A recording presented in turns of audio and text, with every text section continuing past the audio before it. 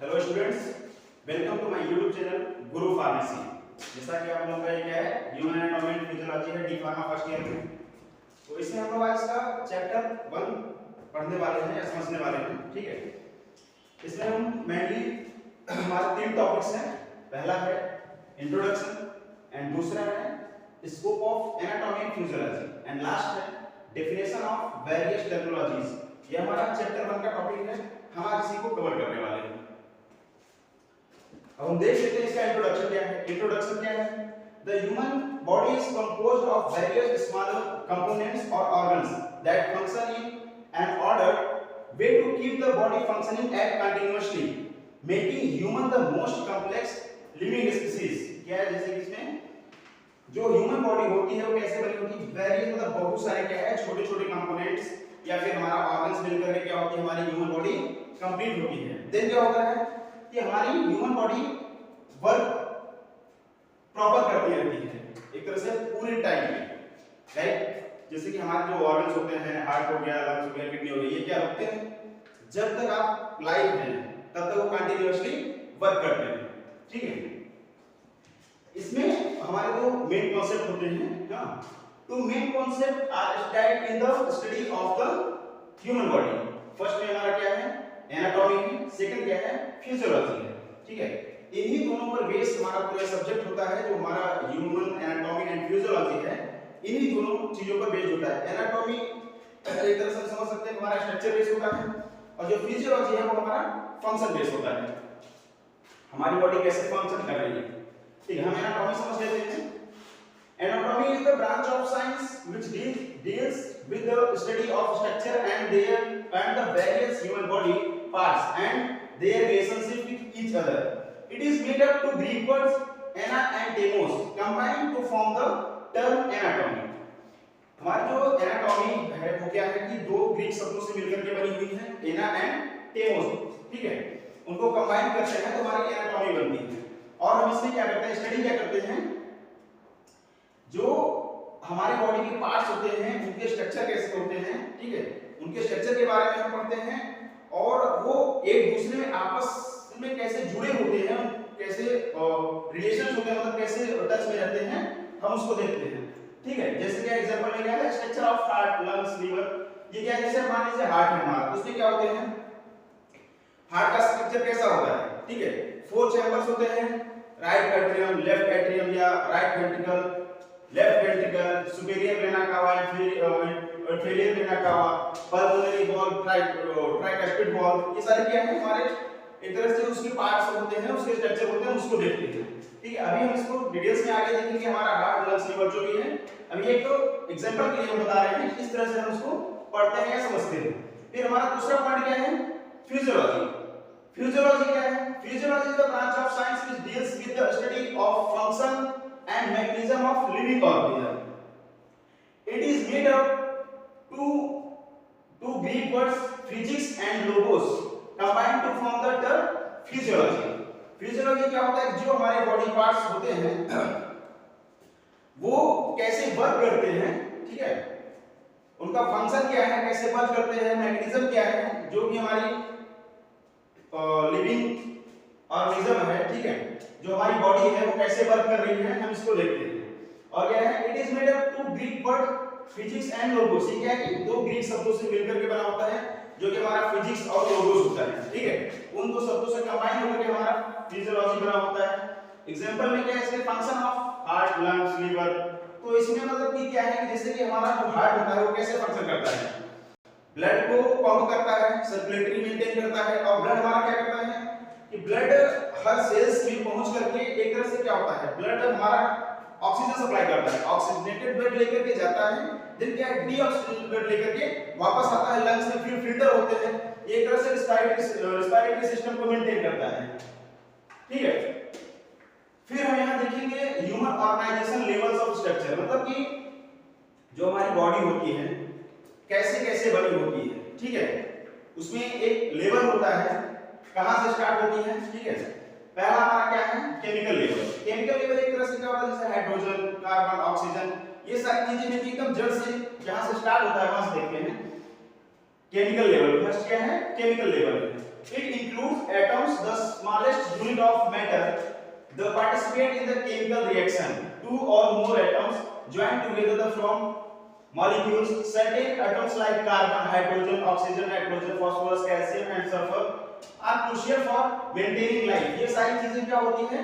हमारी लाइफ को या हमारी जो ह्यूमन बॉडी होती है उसको रेगुलेट करती है। ठीक है, ये प्रॉपर हमारा एक तरह जो मानव जीवन होता है स्टार्ट भी यहीं से होता है।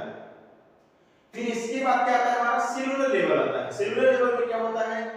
There is only one cell or a loose aggregate of cells that work independently without any coordination, like amoeba, paramecium. हमारे सेल्स क्या होती हैं? एक तरह से खुद से सेल डिवीजन होता है, जैसे कि सेल ग्रोथ होती है, डिवीजन कह लीजिए या ग्रोथ कह लीजिए। ठीक है, उसमें किसी का कोई कोऑर्डिनेशन की नीड नहीं होती है, अपने से खुद ग्रो करती है। और हमारी सेल्स कैसे बनती हैं? उन्हीं एटम्स, मॉलिक्यूल्स या फिर केमिकल से मिलकर के हमारी सेल बनती है। हमारा तीसरा लेवल है टिश्यू लेवल। ठीक है, टिश्यू लेवल में क्या है? A group of cells that are structurally, functionally similar work together to perform a common function. Example क्या है हमारा? नर्वस टिश्यू या epithelial tissue, muscles tissue. Tissue क्या होता है कि जैसे हमारी जो सेल्स से ग्रो करती हैं, ठीक है, कभी-कभी क्या होता है कि हमारा एक ही सेल्स लाइक ये हमारे टिश्यू टाइप का वर्क करता है। कभी-कभी क्या होता है कि हमारी कई सेल्स मिल करके जब ग्रो हो जाती है तब हमारा क्या होता है? टिश्यू तैयार होता है। ठीक है, फिर हमारा पांचवा सिस्टम है, चौथा सिस्टम है हमारा ऑर्गन लेवल। ऑर्गन लेवल में क्या होता है? One or more tissues work together to achieve function at the organ, like heart, lungs, brain, kidney, जो भी है। तो उसमें क्या होता है? जैसे कि टिश्यूज हमारे क्या होते हैं? टिश्यूज इकट्ठा होते हैं और एक ही काम को करने के लिए जो हमारी एक साथ जो ग्रुप होता है टिश्यूज का, एक ही वर्क को करता है तो एक ऑर्गन कहलाता है। जैसे कि हार्ट है, तो हार्ट से जितने भी टिश्यूज उसमें लगे होते हैं वो एक साथ एक ही वर्क करते हैं। हार्ट का वर्क अलग है, लंग्स का वर्क अलग है, तो क्या है कि वहां पर टिश्यूज भी अलग-अलग है। हार्ट के पास जितने टिश्यूज हैं वो हार्ट का वर्क कर रहे हैं, जो लंग्स के पास है लंग्स का कर रहे हैं। फिर हम देखते हैं यहाँ पे हमारा फिफ्थ नंबर है organ system. An organ system is a collection of organs that work together to perform a similar function. Example में क्या है? Digestive system, blood pressure, renal system, circulatory system and nervous system. हमारी body क्या है कि इसमें एक तरह से ऑर्गन सिस्टम्स होते हैं। अभी तक तो ऑर्गन थे, एक ऑर्गन का एक वर्क है, लेकिन कई ऑर्गन मिल करके जो काम करते हैं वो ऑर्गन सिस्टम होता है। जैसे मान लीजिए कि हमारा हार्ट क्या कर रहा है? ब्लड को पंप कर रहा है बॉडी में सर्कुलेट करने के लिए। ठीक है, वो क्या कर रहा है? ऑक्सीजन को एक तरह से पहुंचा रहा है। लेकिन जब डीऑक्सीजनेटेड ब्लड लेकर के आ रहा है तो उसको लंग्स क्या कर रहा है? फिल्टर कर रहा है। तो अगर हम एक तरह से ये देखें कि हमारा रेस्पिरेटरी सिस्टम में हमारे दो तीन ऑर्गन लग रहे हैं, जैसे कि हमारा हार्ट हो गया, लंग्स हो गया, तो ये दोनों का रोल वहां पर है। तो अगर रेस्पिरेटरी सिस्टम की बात करेंगे तो हमारे दो ऑर्गन्स आते हैं। इसी तरह से हमारा डाइजेस्टिव सिस्टम है, रिप्रोडक्टिव सिस्टम है, कई एक तरह से सिस्टम होते हैं, हम उसको अभी आगे देखेंगे। फिर क्या हमारा 6 पॉइंट है, 6 पॉइंट हमारा क्या है? Organism level. Organism level where are 11 organ systems function in the human organism, the whole living person। Example में क्या है? Human body. ऑर्गेनिज्म लेवल में क्या है कि हमारे सारे जो ऑर्गन सिस्टम होते हैं, जैसे कि ऑर्गन सिस्टम एक तरह से हमारे 11 ऑर्गन सिस्टम वर्क करते हैं एक साथ बॉडी में। 11 organ system continuously proper work करते हैं, तब हमारी क्या होती है कि ह्यूमन बॉडी मेंटेन होती है। अभी हम एक बार देख लेते हैं कि हमारे 11 ऑर्गन सिस्टम है क्या है। The 11 organ system of the human body। First क्या है? एंटीग्यूमेट्री। एंटीग्यूमेट्री सिस्टम मतलब एक तरह से क्या है? त्वचा अंग है। फिर क्या है? स्केलेटल सिस्टम है, मस्कुलर सिस्टम है, नर्वस सिस्टम है, एंडोक्राइन सिस्टम है, कार्डियोवैस्कुलर सिस्टम है, लिम्फेटिक सिस्टम है, रेस्पिरेटरी सिस्टम है, डाइजेस्टिव सिस्टम है, यूरिनरी सिस्टम है, रिप्रोडक्टिव सिस्टम है। ठीक है, ये हमारे क्या है? 11 ऑर्गन सिस्टम है। ये जब सारे ऑर्गन सिस्टम हमारे एक साथ काम करते हैं, प्रॉपर वर्क करते हैं, तब क्या होता है? हमारा ह्यूमन बॉडी मेंटेन होता है।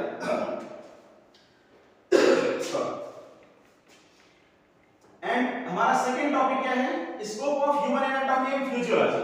ठीक है, जो हमारा सब्जेक्ट है ह्यूमन एनाटॉमी फिजियोलॉजी, उसका हमारा एक तरह से हमारा स्कोप क्या है हम उसको देख लेते हैं, इसका रोल कहाँ है, वर्क क्या है। The anatomy and physiology together from the foundation of medical science, their scope is the can be summarized in the following terms।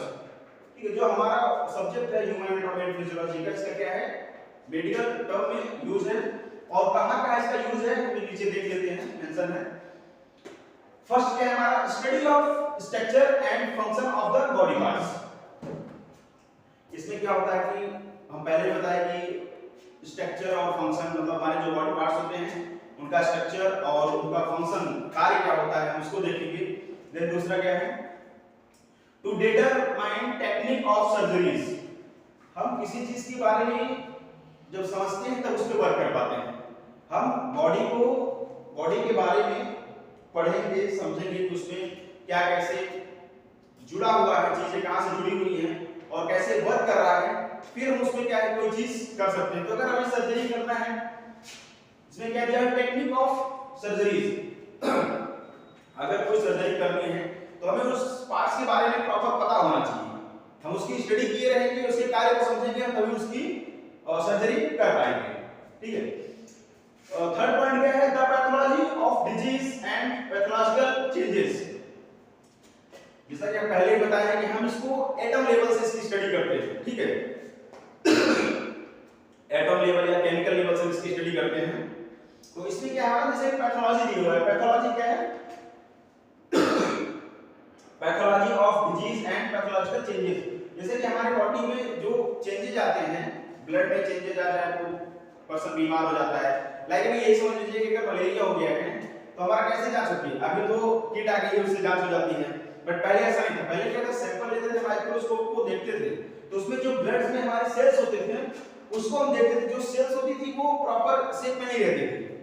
ठीक है, वो क्या होती थी, डैमेज रहती थी, उससे हमें पता चलता था कि मलेरिया हुआ है या नहीं हुआ है। उसी तरह से यहाँ पे दिया हुआ है पैथोलॉजिकल चेंजेस के बारे में।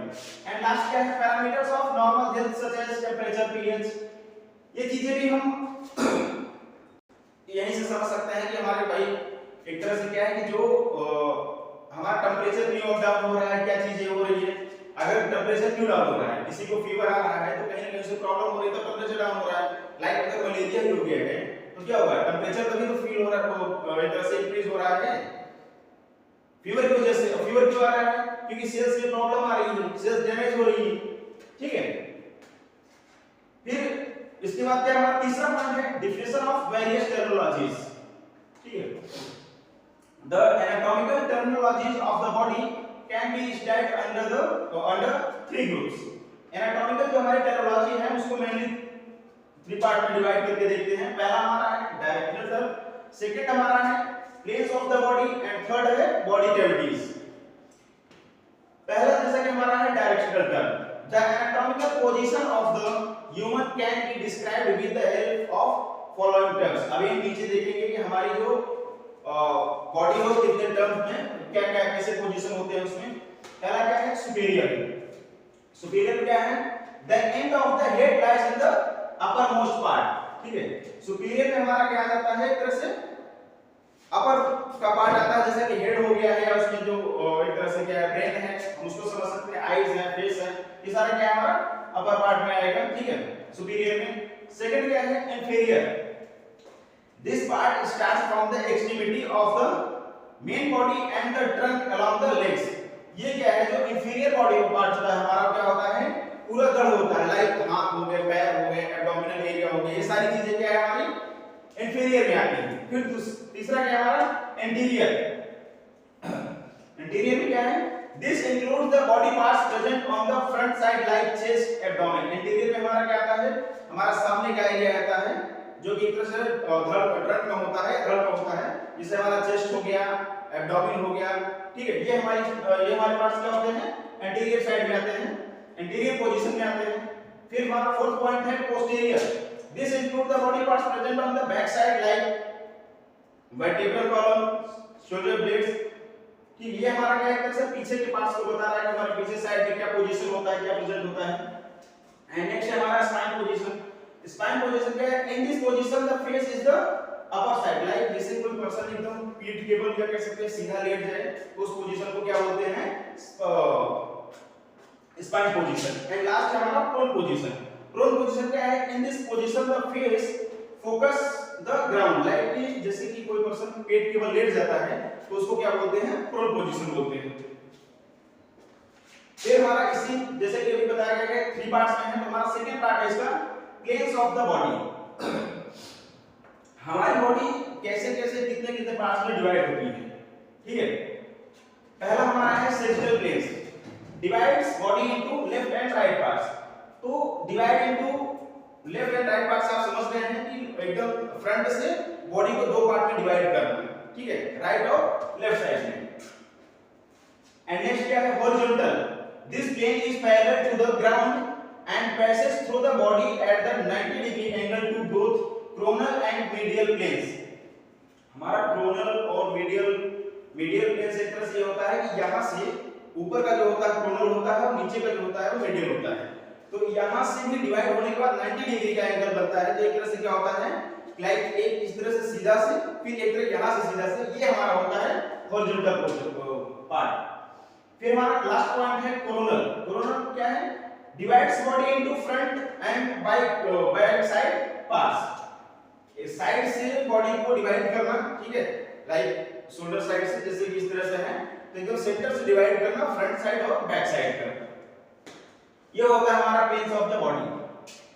एंड इसमें थर्ड पॉइंट हमारा बॉडी कैविटी। बॉडी कैविटी एक तरह से क्या होती है, पहले वो समझ लो। बॉडी कैविटी हमारे बॉडी में जो हमारे ऑर्गन्स होते हैं उनको सेपरेट करने के लिए एक स्पेस होता है जहां पे कुछ लिक्विड टाइप का वहां पे फिल होता है। Body cavity are space within the body that help to protect, separate and support internal organs. जो हमारे ऑर्गन्स होते हैं, ये हमारे कैविटीज क्या करते हैं? जो हमारे ऑर्गन्स होते हैं उसी में उसके अंदर ही होते हैं, और इनका काम क्या होता है कैविटीज का? उन ऑर्गन को सेपरेट रखना। मेनली हमारे 2 बॉडी कैविटीज होती हैं, ठीक है? पहला डोर्सल है, दूसरा वेंट्रल बॉडी कैविटी है। बट ये है कि अभी ये भी थोड़ा डिवाइड होते हैं एक तरह से, कुल मिला करके सॉरी 5 बॉडी कैविटी होती है। पहला क्या है? जैसे कि डोर्सल बॉडी कैविटी क्या है? पोस्टीरियर का है। एक तरह से पीछे के एरिया में क्या होता है? क्रेनियल बॉडी कैविटी और vertebral body cavity. Cranial body cavity में क्या होता है कि हमारा ब्रेन होता है, ठीक है? उसको सेपरेट रखता है। और हमारी जो वर्टेब्रल बॉडी कैविटी होती है उसमें हमारी जो क्या कहते हैं स्पाइन कॉर्ड होती है, जो स्पाइनल कॉर्ड होता है वो उसमें सेपरेट होता है। हमारा सेकंड पॉइंट क्या है? वेंट्रल बॉडी कैविटी एंटीरियर का, एक तरह से क्या है कि आगे का पार्ट है, जहां पे हमारा क्या होता है? एब्डोमिनल कैविटी होती है, थ्रोटिक कैविटी होती है, pelvic cavity. Abdominal cavity body की सबसे लार्जेस्ट कैविटी होती है, ठीक है? जो ये एक तरह से स्टमक का एरिया होता है, इसको एब्डोमिनल कैविटी बोलते हैं।